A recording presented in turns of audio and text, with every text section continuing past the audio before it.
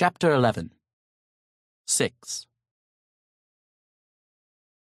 I take the turn as fast as my car lets me, my road grip half a handshake away from letting go, from flipping my Suzuki onto its back, and cut through traffic with a smile on my face because I'm thinking of Mumtaz. The card in my shirt pocket presses into my chest, its corner painful, but I finish sucking the life out of my joint, curling my lips at the heat and smell of burnt filter when it's done, before I take the card out and put it on the seat next to me. I'm going to a kiddie party. The old chowkidar lets me in with no trouble, and I see maybe a dozen cars in a long driveway. I've shaved today, and even treated myself to a haircut, my hairdresser taking it close to the scalp as he flirted with me, so I look as young as I can. But I'm definitely older than these kids, and they notice. This is the pre-college crowd, still in school and worried about the O-levels and APs and SCs and SATs that stand between them and the States and merry old England, the only places they'd ever dream of going for an education. One of them asks me, excuse me, who I am? I'm a friend of Ryder's. Ryder? Hyder. Oh. He looks around to make sure we're not being watched. Naturally, everyone's staring at us. Do you have it? He asks, lowering his voice. Aren't you going to offer me a drink? I notice they only have Murray vodka. How cute. These kids are still learning to walk. They have the cash for scotch, but they don't yet have the contacts. Well, it's not really my party. Come on, kid, not you too. At least try to pretend that I'm more than just a drug connection. I'm well-dressed, hip. A little hospitality wouldn't hurt. Whose party is it? It's sort of all of ours, but it isn't my house. Are you saying you don't want me to stay? No, I'm not saying that. Great, I'll have a drink then. He looks almost frightened. I smile. Just teasing, ya, don't worry. I won't steal any of your girlfriends. Take the stuff and I'm off. Do you mind if we go outside? No. We head out onto the lawn, away from prying eyes, and I hand him my fourth and last pancake of hash. How much? He asks. 1,000. He gives it to me without another word. This is incredible. He's buying it for 8 times what it cost me, and he actually seems happy about it. I like this kid.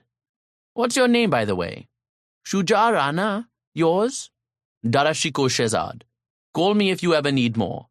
What's your number? I tell him, and he takes out the stub of a pencil and writes it down. I'm sorry you can't stay, he says. I wouldn't mind at all, but some of these people are such snobs. There you go, kid, putting your foot in your mouth. You can stand my stench even though your friends can't, is that it? You're lucky I need your money. That's too bad, I say, lighting a cigarette. Run along. I'm going to have a smoke and then I'm leaving. It's a big lawn, and I stand in the middle watching the house, wondering how many of these kids will grow up into Aussies. Quite a few, probably. Our poor country. A couple walks out together, holding hands, but when they see me, they turn around and go back inside, leaving me uncertain whether they think of me as a chaperone or a servant. When I get home, I'm still a little angry. It's the wrong time for Manucci to ask for his pay. I don't have it, I say. Saab, you haven't paid me in 2 months. I raise my hand and he flinches, but I don't hit him. Enough! I'll pay you when I pay you. I don't want to hear another word about it. He runs off, looking upset. I feel a little hard-hearted, but I tell myself I did the right thing. Servants have to be kept in line. I go to my room with a candle and fish the heroin Murad Badshah gave me out of one of the drawers. Heroin and charas mixed. I'll call you Harry, I say, pleased with the name. My curiosity has been killing me, but I haven't yet tried the stuff. Tonight I feel reckless, feel like having sex on the roof in the moonlight, except that Mumtaz hasn't called since that crazy night, and this Harry will have to do. I roll a J, or maybe I should call it an H, since I'm using Harry. It frightens me a little bit, so I use about half the amount I would if it were hash. I light up and puff delicately. but it doesn't taste so different from what I'm used to, and it doesn't seem to be any more harsh on my throat. I finish the H and sit back to see what it does to me. The first feeling is jointy, a head throb from unfiltered nicotine in the tobacco. A light hash buzz slides in after that. Nothing spectacular, just a medium-level high. I wait to see if anything else will follow, relaxing into the sofa and shutting my eyes. When I open them again, the candle has gone out and the moon is riding higher in the sky, its faint colorless light peeling off the wall opposite me. Long shadows. Should light another candle, but feel very comfortable. In no rush to move. My watch says an hour has passed, skin itches, but in a good way, and hand slips under shirt to scratch it. Soon, the moon so high that I'm sitting in shadowless dark, but my eyes have adjusted and I can see well enough without a candle, so I stay put. I would like a cigarette, though. Where are my cigarettes? I just made an H, so I must have some. Ah, here they are in my shirt pocket. How convenient. Now, if I could find a lighter without getting up, I would be so happy. Open the pack, and there one is. Wonderful. Now the next question. H or cigarette? H is too much work. But cigarette's boring. What the hell? Sit up. Roll one. Light up. Ah. World floats at body temperature. Very nice. Very nice. I'm in a good mood. My head is clear. Thoughts are coming one at a time, nicely formed. I like this. Well, I might as well admit it.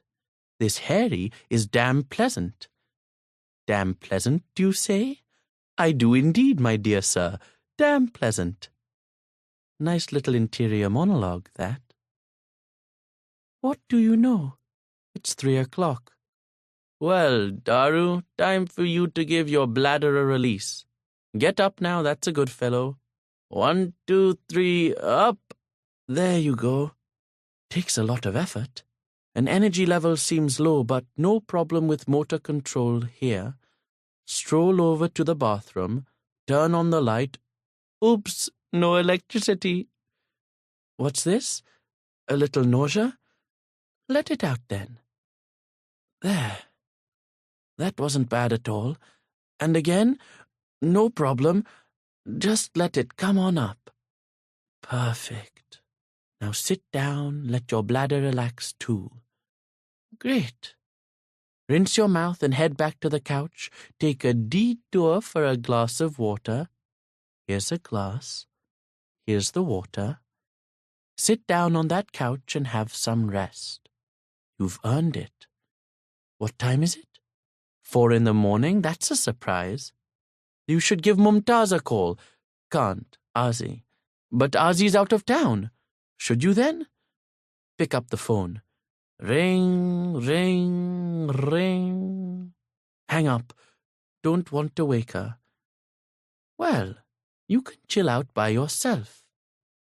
This is nice. Must thank Murad Badshah. Look, the sky is getting lighter, just slightly from black to blue. Shocking. Time for bed. This couch is so comfortable.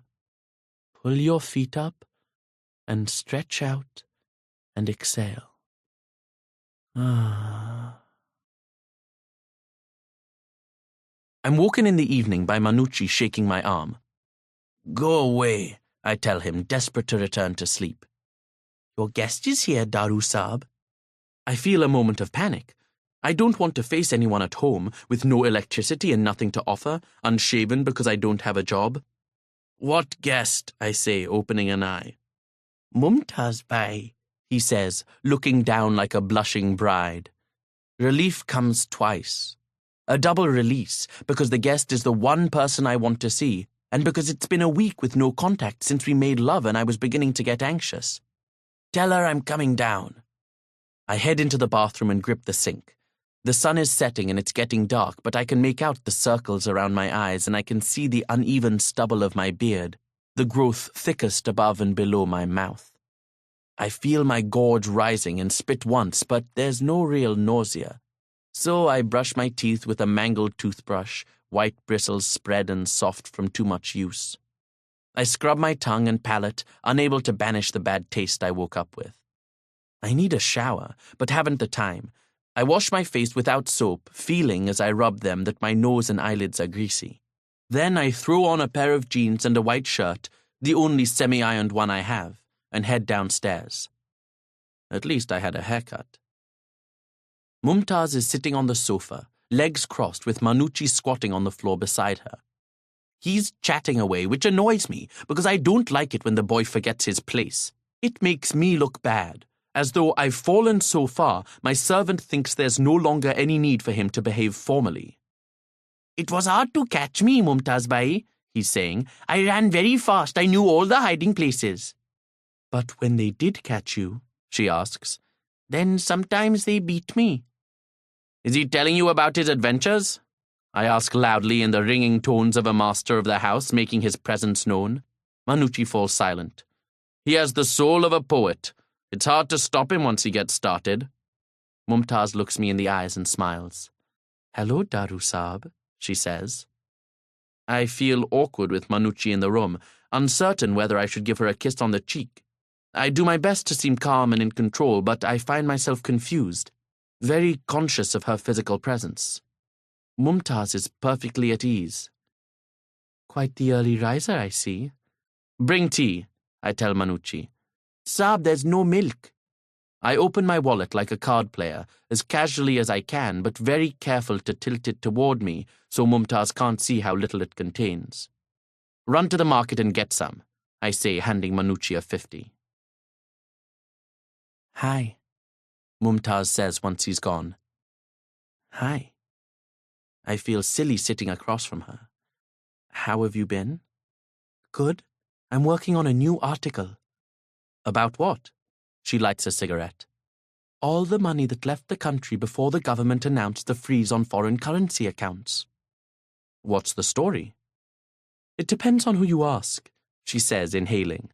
"The version I like is that they knew they would have to freeze the accounts when they tested, because it was obvious everyone would be nervous about sanctions and start converting rupees into dollars, and our foreign exchange reserves would have been too low to keep up. But, of course, some of them had their own money in those accounts. So they tipped off a few insiders, and just hours before the accounts were frozen, millions of dollars left the country." "And Zulfikar Manto is trying to discover whether this happened and who was involved?" "Precisely, my dear Daru," she says. "I should give you the names of some banker friends of mine who might tell you who pulled their money out. I think of my numerous CVs dangling in the water with not even a nibble. Hopefully they'll be more helpful to you than they have been to me." "What do you mean?" "Nothing. My job hunt isn't going particularly well. It isn't going at all, actually.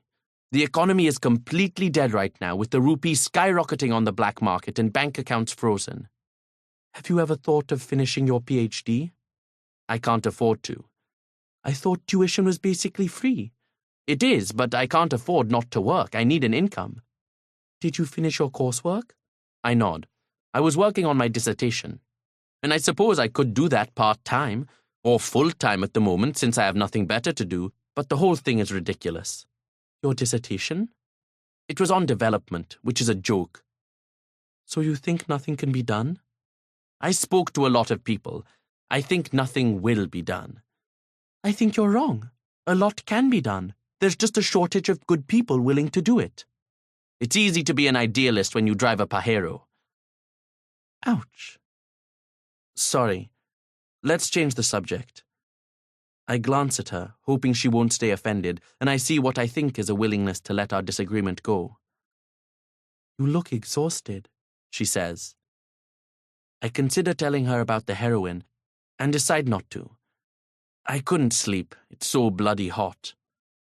Manucci returns with the milk and quickly serves up some tea. I sip slowly, feeling the heat rise from the cup and open pores on my face. I'm used to sweating all the time now, so it doesn't bother me, and Mumtaz doesn't seem to mind either. As it gets darker, Manucci starts lighting candles, and I pray that tonight we will have fewer visiting moths than normal, but here my luck leaves me. Mumtaz raises an eyebrow more than once at the whirring guests who join us for tea, bumping noisily into walls and windows. Once Manucci's gone, Mumtaz puts her arms around me and pulls me close. We kiss, and she gives me a long lick like a cat tending to its paw. I hug her, squeezing, and her ribs flex with the pressure. I feel my face flush with excitement, and at the same time I'm surprised by how comfortable this is. How new, but also familiar. Sorry about the pajero comment, I say. Don't worry. We kiss again, harder this time. Why did you write that article about prostitutes? I ask her. Manto often wrote about prostitutes. But why the fascination with Manto's subject matter? She pulls back slightly and looks at me. A few years of marriage and motherhood, I suppose. Finding I don't quite fit into what's expected. I'm interested in things women do that aren't spoken about. Manto's stories let me breathe. They make me feel like less of a monster. You're not a monster. Don't be sure. I massage the back of her head, kneading with my thumb, pulling with my fingers, following the line of her spine. She has soft hair there, thin and smooth, and I feel the long cords of her muscles flaring gently as she moves her face forward to stroke my cheek with hers. Unexpectedly, I find myself thinking of Azi smiling at me on a rooftop many basants ago as I hold a red ball of string for his kite. The sun is behind him, hurting my eyes. I remember not paying attention for a moment, turning to watch some girls in the courtyard beneath us. My surprise as the ball jumps from my hand and falls, knocking over a tray being carried by a bearer far below. Azi's yelp as his kite is pulled from his hands, shouts from the girls, and the two of us staring at each other, wide-eyed, laughing, with our hands on our knees. We really were brothers, once. And now I'm kissing his wife, my arms encircling her possessively, our bodies pressing together. But I also remember being angry with my mother for no reason, being upset after Kuram uncle's visits to our house, maybe because they reminded me of the permanent absence of a father I never knew but imagined vividly. I remember Kuram uncle's rough hands as he taught Azi and me how to hold a bat, the slaps when we made mistakes, not hard but not gentle either. I remember his hands touching my mother's elbow after giving me presents I needed but almost didn't want. I stroke the side of Mumtaz's neck with my teeth, tracing 2 lines in her skin. Then I think of Manucci and take her upstairs. She turns to me in the darkness of my room, and we make love like we're furious with each other, silently, brutally. And when we're spent, I lie with my head on her chest, and she strokes my hair, and I fall slowly, slowly asleep. My dreams are so deep, I wake with no idea of where I've been, and I don't know when she left me during the night. Fatty Cha-Cha has never given me a lecture before in his life. Not really, so he keeps looking down as he speaks, as though he wants to apologize for what he's saying. And his embarrassment, more than anything else, makes it impossible for me to be annoyed with him. You know how proud we are of you, champ, he's saying, rubbing his hands together. They're big for his size, broad but not long with strong fingers. Good boxer hands. Hard to break. You've always done so well. You worked at a top bank. You went to a prestigious school. You have friends from the best families. His gaze drifts up from my feet to my chest, then sinks back down. He tries to laugh. You probably made more money last year than I did. I don't say anything. I've never made much, just a low-level banker's salary, and Fatty Cha-Cha's remark, if he's right, is more of an insult to him than it is a compliment to me. He goes on, but now I'm a little worried by what I see. You've stopped looking for a job. You sit at home doing nothing. There aren't any jobs, I interrupt. The rupee's at 55. People are pulling their money out of banks to buy dollars now that their foreign currency accounts are frozen. All the imported stuff is disappearing from the markets. There's no business to be done, and no one is hiring at banks or anywhere else. Not unless they owe your father a favor. You need to keep trying. Maybe you'll have to accept a more junior position. Nothing will happen if you give up. I haven't given up. But I'm not going to work at a mindless job for 10 a month. 10 a month is enough to feed yourself and have lights instead of candles. 10 a month is 4 bottles of scotch. It isn't enough to turn on an air conditioner. Fatty Cha-Cha smiles and finally manages to look me in the eye. You sound like your father. He would say something like that. 4 bottles of scotch. I don't know how to live on 10 a month. It's better than living on nothing a month, champ. You have rich habits, but we aren't rich. You can't afford to turn down work because it's beneath you. I haven't turned down anything. I don't think I could find a job that paid me 10 a month even if I wanted one. There are 100 guys for every opening, and the one who gets hired is the one with connections. I've given my CV to 20 companies. I've had 20 rejections. Only one even pretended to consider me seriously, and that was because he didn't want to offend you.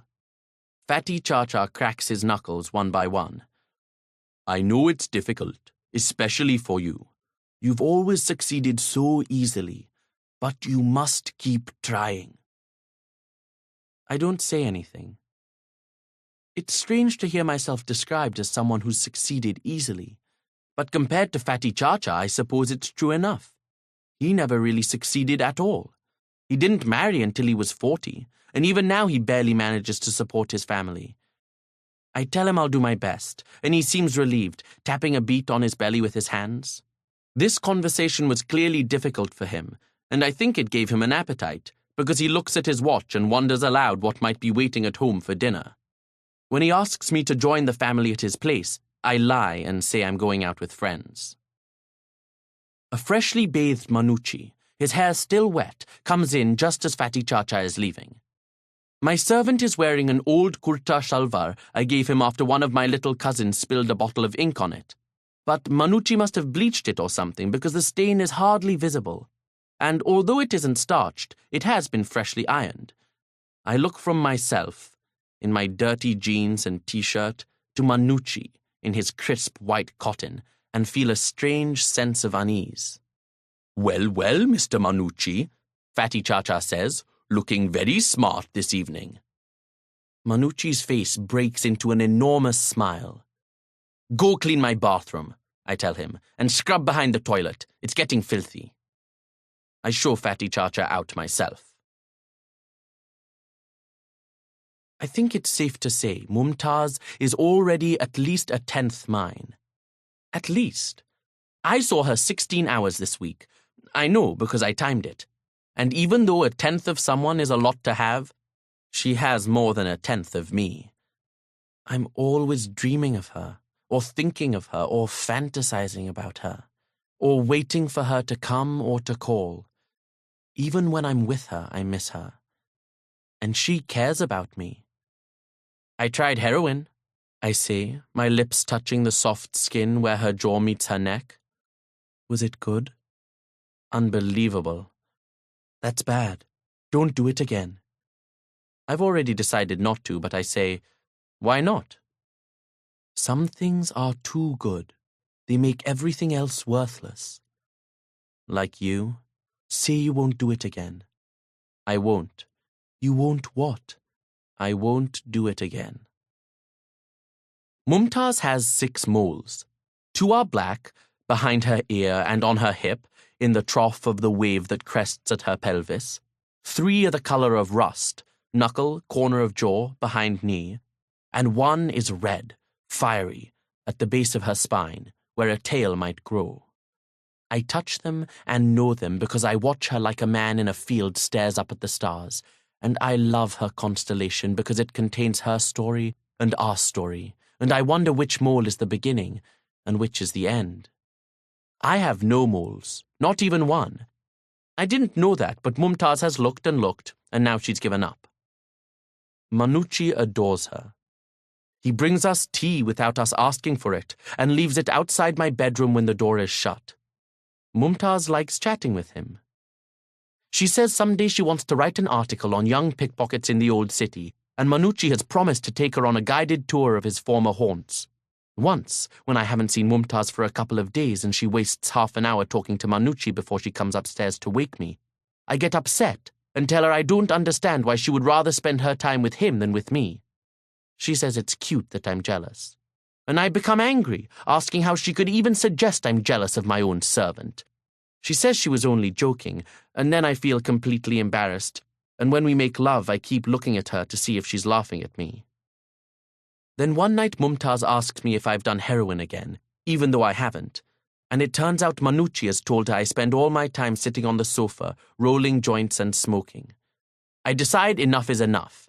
I go to the servants' quarters with a leather belt, and I tell him I'll thrash him if he talks about me behind my back. He pulls his bedsheet up around his eyes and stares at me. But he doesn't do it again. The next day I see Mumtaz cry. Not just shed tears, but cry, with furious gasps and shouts of pain. Her voice is always throaty, almost hoarse, but when she cries, she chokes off her words and it hurts me to watch. When she stops trembling and sobbing and can speak, I ask her why.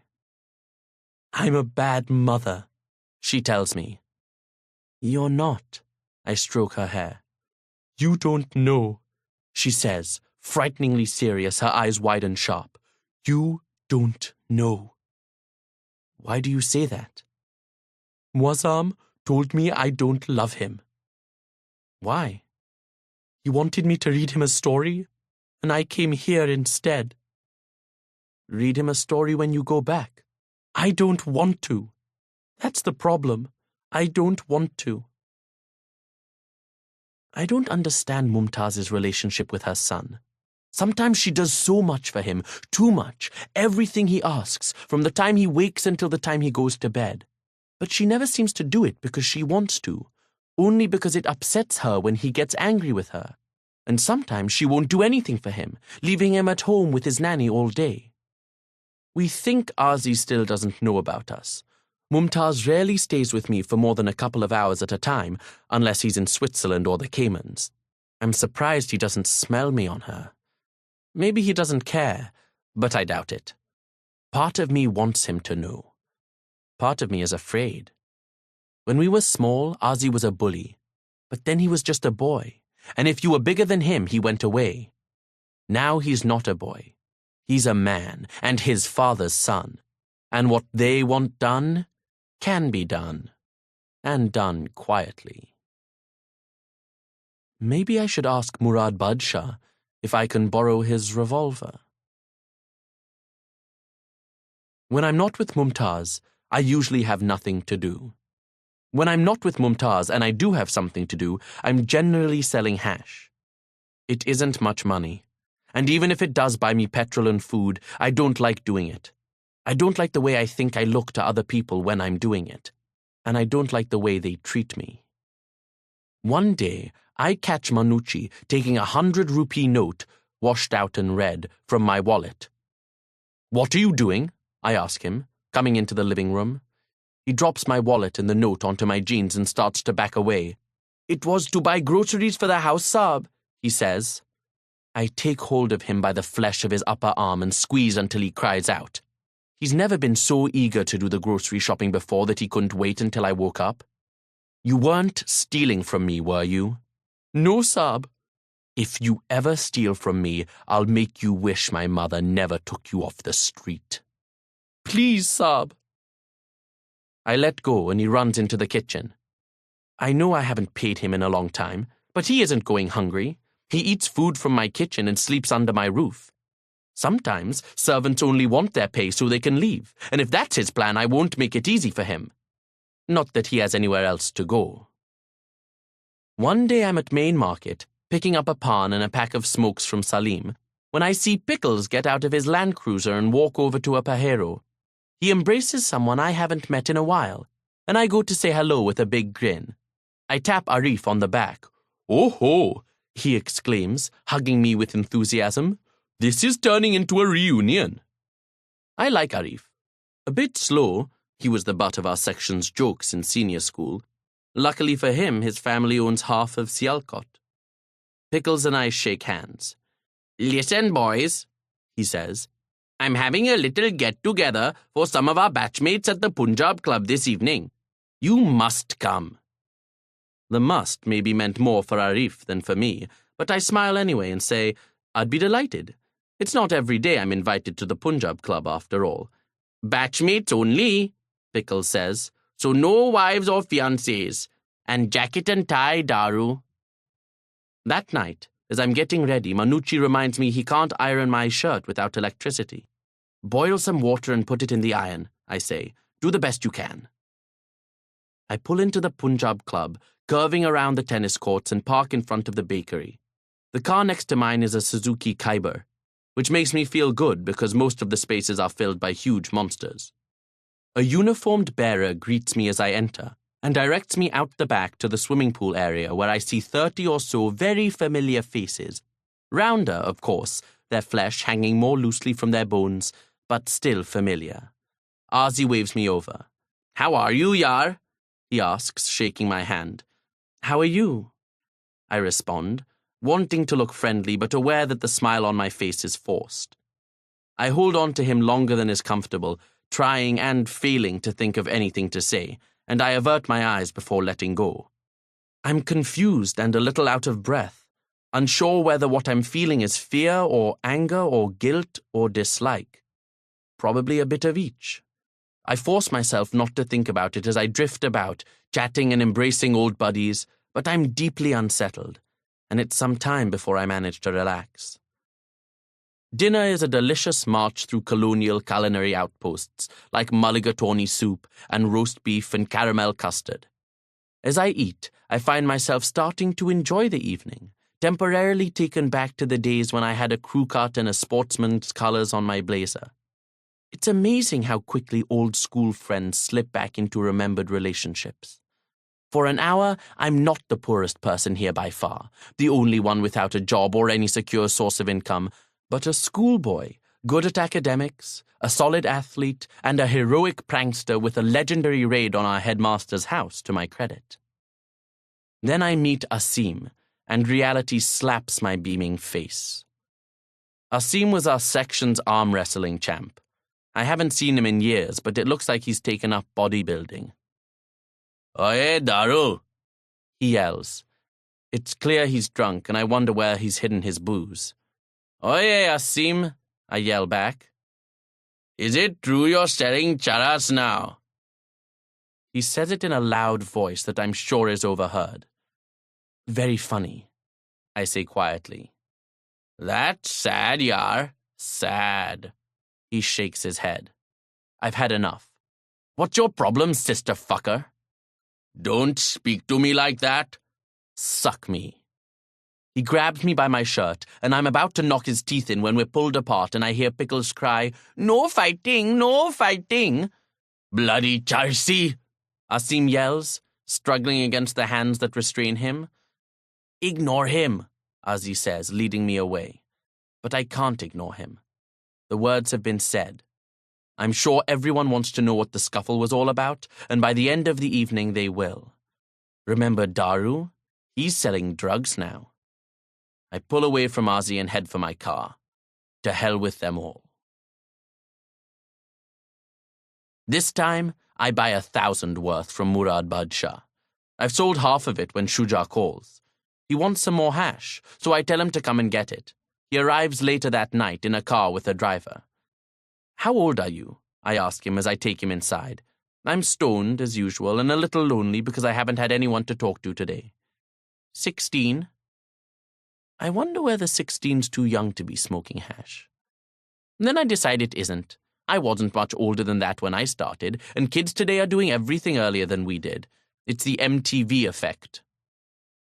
Manucci watches as Shuja and I exchange the hash for 1,000, a disapproving look on his face.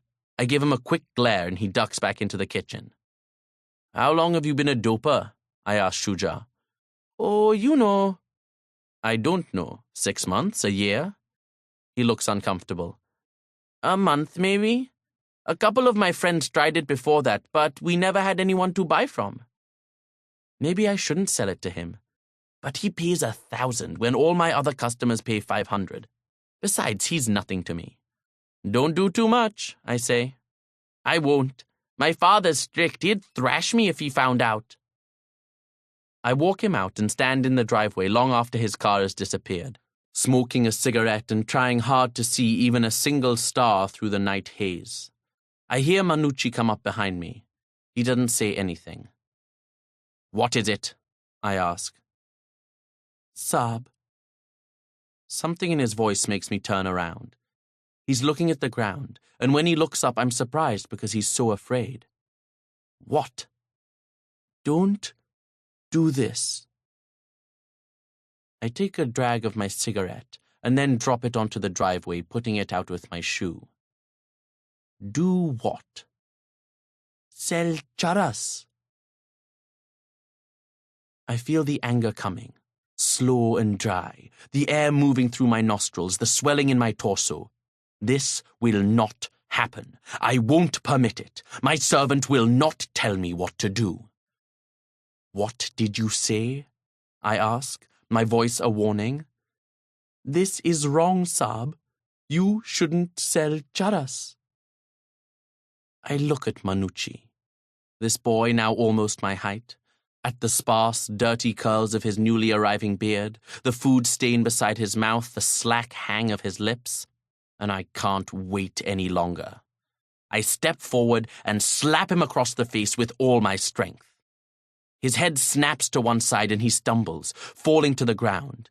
He cries out softly, a low sound, rough at the end, and covers his mouth with his hands. Then he looks up at me, the fear gone from his expression, leaving only seriousness and a gleam in one watering eye. My hand is numb. I walk into the house, rubbing it. I wake up with my head pounding, sweating hard. 2 blades of the ceiling fan come together in an insane grin, the whole contraption absurd as it hangs over my face, dead in the heat. I yell for Manucci, and the effort sends blood rushing into my skull. Damn that boy, where is he? I yell again, so loud it hurts, and still he doesn't come. An uneasiness settles into my stomach. I drag myself into the bathroom and sit down, my thighs sweating against the plastic seat of the toilet. As a general rule, I'm not one to wake and bake, but today I feel like making an exception, so I hollow out a cigarette, repack it with some hash, and take a long hit just as a shaft of pain knifes through my rumbling bowels. Liquid. Completely liquid. And acidic. The worst kind. Frothy and all that. I need some Imodium. A double dose, double quick, or I'll be dehydrated by sunset. I clean myself, wash my hands in the hot tap water with a sliver of soap, take my bedsheet, wrap it around my waist, and trudge out of my room in search of Manucci. The house is quiet. Dead moths on the floor and sooty marks on the ceiling above candles that burned themselves into puddles of wax overnight. Not only has the boy forgotten to sweep, he's wasted perfectly good candles by not blowing them out. He's in for it when I find him. But I can't find him. I'm smiling now, the kind of smile that stretches over clenched teeth. When I step outside, gripping my bedsheet with one hand, and see the gate open, both metal doors flung outward, I tilt my face up to the sun and cover my eyes with my fists. Then I stand there, naked, the taste of blood in my mouth, holding the first knuckle of my fist with my teeth. A woman walks by the gate, leading a little boy with a balloon of hunger in his belly and hair bleached by malnutrition. Neither of them sees me. I shut the gate, stare up and down the street from behind it. Somehow I know that he won't come back. Manucci is gone. My own servant has left me, left because of one little slap. That boy had better pray I never see him again. To think that I fed him, sheltered him for all these years, and this is his loyalty, his gratitude? I can feel the heat radiating from the metal of the gate. I head back inside, and my stomach is so bad that I vomit before I can make it to the bathroom. Then I curl up on my bed, exhausted. When the sun goes down, I get up again, take a cloth and bucket and clean up the mess I've made, gagging from the smell. Even when I'm done, the stench lingers in the house. I head out to the medical store to stock up on Imodium and rehydration salts. I also pick up a packet of biscuits, but when I try to eat them, I can't. I wake up the next morning feeling weak, but I haven't had any vomiting episodes or bowel movements during the night, so I know that I'm not in danger of dehydration. Besides, I've finished off several packets of salts, taken 3 times the recommended amount of Imodium, and downed a full 2-liter bottle of water. Excessive, I know, but I hate being sick. The only person I see for the next 2 days is Mumtaz. She buys canned soup and heats it for me, saying I shouldn't have high expectations because she's a horrible cook. I tell her about Manucci, and she gets angry with me. She seems to think it's my fault. I'm too tired to argue, and I don't want her to know I've been selling charas, so I sip my soup and keep my mouth shut. After she leaves, I'm alone, all by myself in the house. Alone, even when I feel better. Until the phone rings. Hello? Who is this? I ask. Shuja. How are you? Okay. Do you think I could get some more hash? I laugh. You can't already have finished what I gave you. No, I didn't, but it's all gone. I gave some to my friends. He sounds tense. Is everything all right? I ask. Yes. So can you sell me some more? Of course. Come by this evening. Do you think you could come here? I wouldn't mind getting out of the house, but something in the tone of his voice makes me uneasy. Then again, he overpays like no one else I know. Where do you live? He tells me. I'll be over in half an hour, I say. Do you think you could come a little later, like in 2 hours? Again, I feel suspicious. Why? My father's home, but he'll be gone by then. Are you sure you don't want to come here? Yes, I can't. Fine. I'll be there in 2 hours. When I arrive at Shuja's family's compound, I notice the boundary wall is topped with jagged glass that glints in the sunlight. I read the name above the house number and recognize it. So, Shuja's from a big feudal family. Who would have thought it? He seems so westernized. Instead of uniformed security guards at the gate, there are a bunch of men with serious mustaches and shotguns slung over their shoulders. They look enough like village thugs to make me nervous. And there seem to be quite a few of them. But they open the gate without any questions, and I walk in. The house itself is gaudy, huge and white, with massive columns and pediments and domes and even a fake minaret, as if it's uncertain whether it wants to be the Taj Mahal or the Acropolis when it grows up. The gate swings shut behind me with a loud clang, and some of the men with shotguns start walking in my direction. Palm trees line the driveway. I hear them rustle in the hot, dry wind. I walk up to the house and ring the bell. The door opens to reveal Shuja and a stern older man I somehow know is his father. I guess Shuja was wrong about his going out, and I'm about to pretend I've come to the wrong house when Shuja's father says, "Is this him?" I don't like the way he says it. Shuja nods. He looks scared. His father gestures and 2 men grab hold of my arms from behind. I'm frightened and my heart is pounding hard. What is this? I say, but my voice sounds weak. You sold drugs to my son? Shuja's father asks me. No. One of the men holding me slaps the back of my head, and suddenly it all makes sense. They're going to kill me. Shuja's dad is a sick bastard whose son does pot, and I'm going to pay for it. My mind disappears behind desperate terror. Surging forward, I break loose from one of the men and slam my fist into the face of the other, feeling his nose crunch. And then I'm free, running, but there are too many of them, and I'm swinging, hitting hard, but the world spins, my legs slip out from under me, and I curl into a ball as they kick me, waiting for them to stomp on my head, screaming until I lose my breath.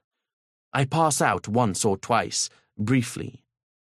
When my eyes open, Shuja's father is standing over me saying something. He's pointing a shotgun at my head, and I can only whimper, blood and foam spraying from my lips. Then he kicks me in the face. I come to on the bonnet of my car outside the gate. They've smashed all the windows. The gunmen are watching me. I try to stand, but I collapse and lie next to the road, slipping in and out of consciousness. Cars pass, so many cars, but no one stops. I sit up and crawl into my Suzuki, throwing up on myself from the effort and the nausea that comes when I see my hand. I slump in the seat. They wait for me to start the car, but I can't. One of the gunmen finally drives me to the hospital and tells me that Shuja's father will have me killed if I say anything to the police. Later, the doctor tells me how lucky I am. I only have a concussion, a dent in my skull, a broken nose, a broken rib, a compound fracture of my left forearm, cuts totaling 71, stitches on both legs, one arm, my neck, my shoulder, my eyebrow, and the spot where I bit through my lip. I'm missing one of my front teeth. The small finger of my left hand was partly torn off, but it's been reattached and I may be able to use it again with time. There's no internal bleeding. My brain seems to be working even though I'm groggy, and my eyes may look bad, but the retinas are still attached. "Who did this to you?" the doctor asks. "Auto accident," I say. He shakes his head.